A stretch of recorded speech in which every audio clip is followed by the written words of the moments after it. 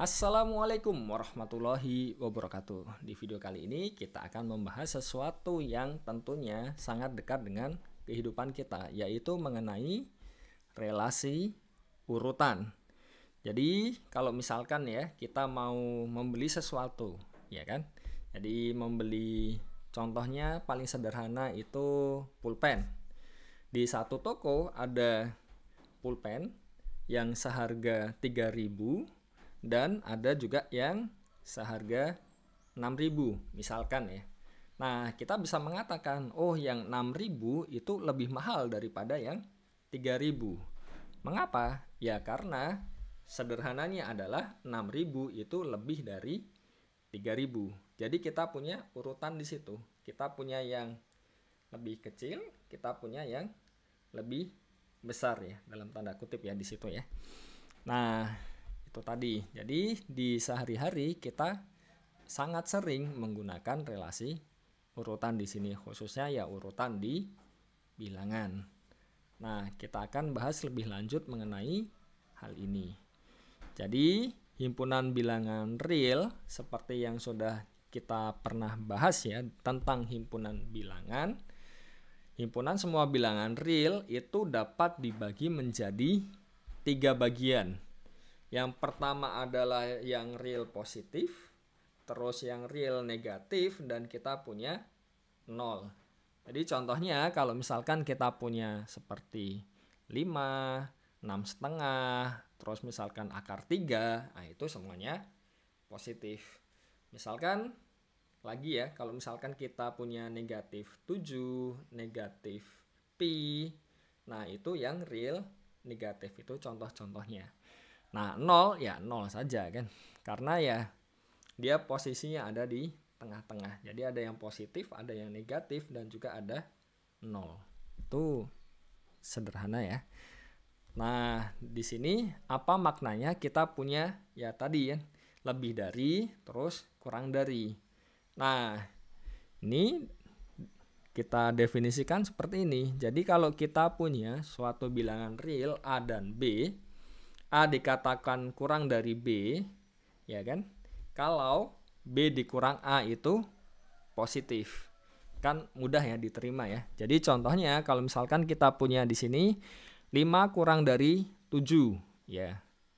Kenapa? Ya karena 7 dikurang 5 itu sama dengan 2, nah dia positif.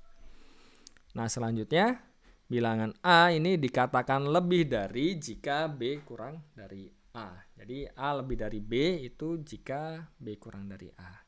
Jadi ya seperti tadi 7 lebih dari 5. Kenapa? Karena 5 kurang dari 7. Nah, bagaimana kalau dia mungkin sama kan? Jadi kita tulis ada sama dengannya di sini. Jadi notasi ini dibaca A kurang dari sama dengan B. Bagaimana dengan yang lebih dari kan? Kita punya kurang dari sama dengan. Apakah kita punya lebih dari sama dengan? Ya iya, tentu. Jadi notasi ini A lebih dari sama dengan B ini. Ya, ini untuk menotasikan kalau A itu bisa lebih dari B atau A-nya sama dengan B. Selanjutnya, ini sering ya kita jumpai. Nah, A kurang dari B kurang dari C. Artinya apa? A kurang dari B sekaligus B-nya kurang dari C. Jadi contohnya kalau misalkan kita punya 3 bilangan, misalkan A-nya sama dengan 3, B-nya sama dengan 5, C-nya sama dengan 7, kita punya 3 kurang dari 5 kurang dari 7. Sampai sini semoga masih jelas. Dan beberapa sifat dari relasi urutan tadi. Jadi misalkan kita punya 2 bilangan di sini, A kurang dari sama dengan C. Masing-masing ini kita tambahkan, misalkan ya, A kurang dari sama dengan B, maaf. Nah, masing-masing ini kita tambahkan dengan C. Jadi apa? Nah, kita punya A plus C kurang dari sama dengan B plus C. Jadi pertidaksamanya di sini tetap. Nah, kalau di sini kita punya A kurang dari sama dengan B, terus B-nya kurang dari sama dengan C, kita punya urutan di situ ya. A kurang dari sama dengan B, B-nya kurang dari sama dengan C. Artinya apa ya? A kurang dari sama dengan C.